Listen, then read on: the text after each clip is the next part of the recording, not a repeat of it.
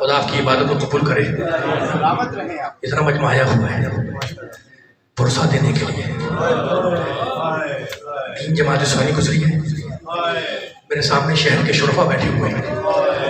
جب کسی کے ہاں کسی کا انتقال ہوتا ہے نا تو گھر والے پسماندگان گھر میں بڑی چادر بچھاتے ہیں کہ لوگ تعزیت کے لیے آئیں گے. اور واقعی ایسا ہوتا ہے, لوگ تعزیت کے لیے آتے ہیں.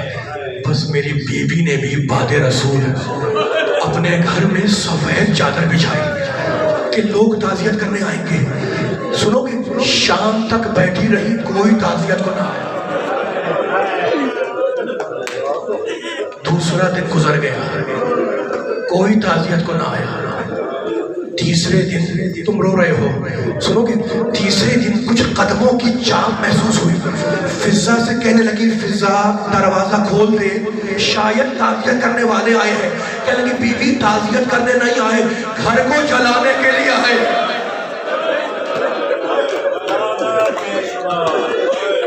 وہ بیوی, تم رو رہے ہو, سوچنا روتے ہوئے, وہ بیوی جس کے پاس پوری کائنات کا حق شفاعت ہے, اس بیوی پر بعد رسول ایسی کیا مصیبتیں آئیں کہ سر کے بال بکھرائے, سیاہ چادر اوڑھی, رونے کے لیے بیٹھے ہو نا, چادر اوڑھ کے گھر سے باہر نکلی, قبر رسول پر آئی, اپنے دونوں ہاتھ رکھے اور کہنے لگے, السلام علیکہ یا اباتا, بابا آپ پر میرا سلام ہو.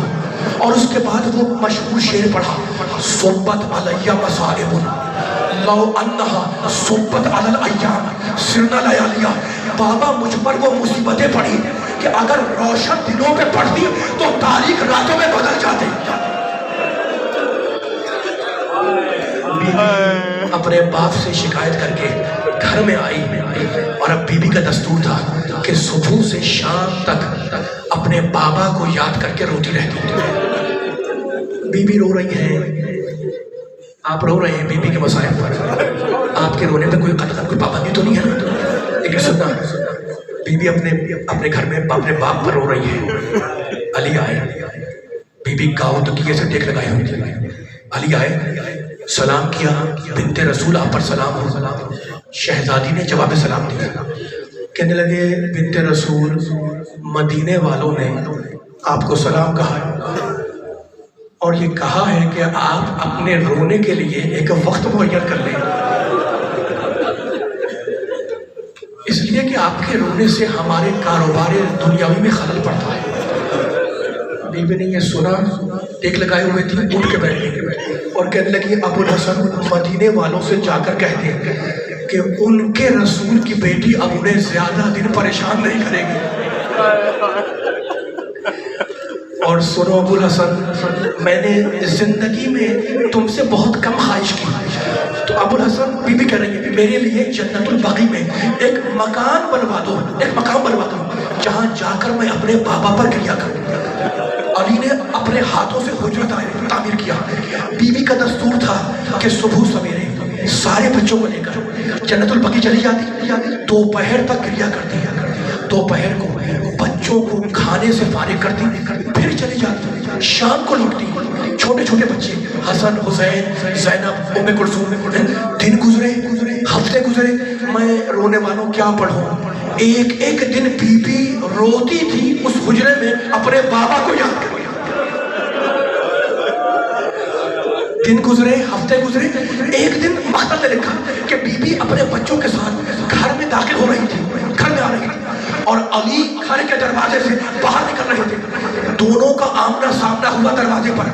ایک مرتبہ علی نے شہزادی کی صورت دیکھی اور رک گئے, کہنے لگے, بنت رسول, بنت رسول, جس دن سے پیغمبر کا انتقال ہوا ہے اس دن سے آج تک میں نے تمہارے چہرے پر خوشی نہیں دیکھی.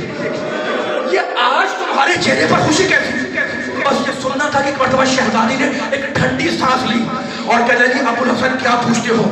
بیت الحضور میں روتے روتے آنکھ لگ گئی. میرے بابا میرے خواب میں آئے, مجھے سینے سے لگایا, میرے سر پہ ہاتھ پھیرا اور کہنے لگے, فاطمہ تیری مصیبتوں کے دن ختم ہو گئے, آج تو میرے پاس آنے والی ہے.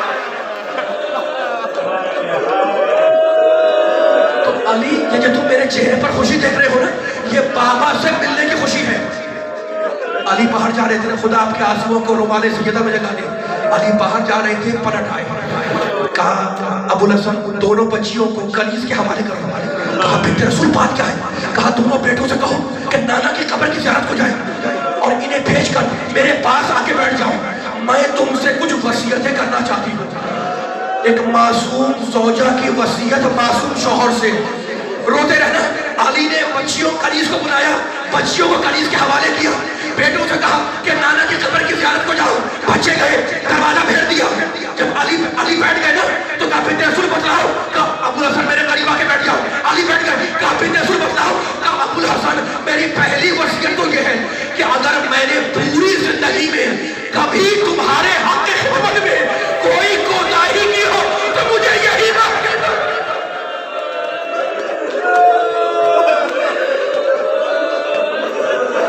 علی کانپنے لگے. کہا بنت رسول تم صاحب تطہیر ہو، تم سے کسی تقصیر کا کوئی امکان نہیں.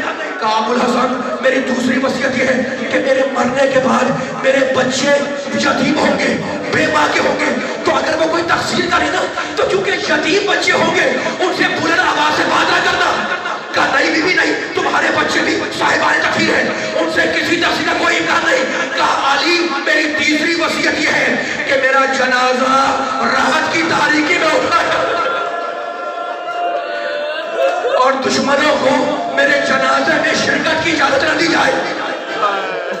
اور علی میری چوتھی اور آخری وصیت یہ ہے کہ دفنانے کے بعد مجھے بھول نہ جانا. کبھی کبھی سلام کے لیے رونے کے لیے بیٹھے ہو نا، میری قبر پہ آتے رہنا. علی نے وصیتیں سنی، مسجد میں تشریف فرما ہوئے. ادھر میری شیطانی نے اپنی کنیز کو بلایا، رونے کے لیے بیٹھے ہو نا، کہنے لگی میں حجرے میں جا رہی ہوں، جب تک تسبیح کی آواز آتی رہے سمجھنا فاطمہ زندہ ہے، جب تسبیح ختم ہو جائے سمجھنا کہ فاطمہ زندگی میں نہیں رہی. بی بی اندر گئی، بی بی نماز پڑھ رہی ہے، بی بی تلاوت کر رہی ہے، بی بی تسبیح پڑھ رہی ہے، کنیز دروازے میں بیٹھی سن رہی ہے. ایک مرتبہ تسبیح کی آواز منقطع ہوئی. جانتے ہو کنیز نے علی کو کیسے خبر دی؟ علی مسجد میں تھے، ہمت نہیں ہے کنیز کی کہ زبان سے کچھ کہے، سر سے چادر اتاری علی کے قدموں میں ڈال دی. علی نے کنیز کی صورت دیکھی، اٹھ کر کھڑے ہوئے، انا للہ و انا الیہ راجعون، رضا میں قضا ہے وہ تسلیم لامرہ.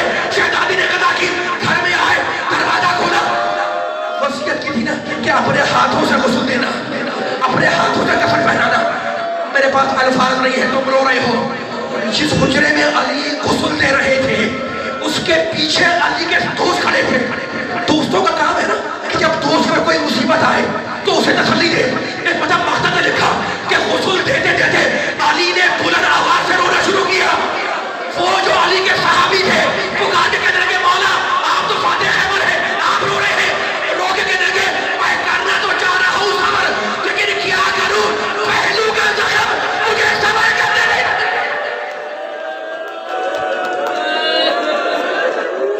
غسل دیا، جنازہ تیار ہوا. آخری جملہ، جنازہ حجرے میں رکھا ہوا ہے. چھوٹے چھوٹے بچے یاد آئے، حسن، حسین، زینب، ام کلثوم. زینب 4 ساڑھے 4 سال کی، ام کلثوم 2.5 سال کی، حسن 7 سال کی، حسین 6 سال کی. جنازہ رکھ کر ایک مرتبہ علی نے کہنے کے آواز دی، یا حسن، یا حسین، یا زینب، یا ام کلثوم، ہلمو الی زیارتکم. بیٹو آؤ، بیٹو آؤ، بچوں آؤ، اپنی ماں کا آخری دیدار کر لو. گھر کی کنیز کہتی ہے کہ 2 بچے چلے گئے، حسن آ گئے ماں کا چہرہ دیکھنے، ام کلثوم آ گئی ماں کا دیدار دیکھنے.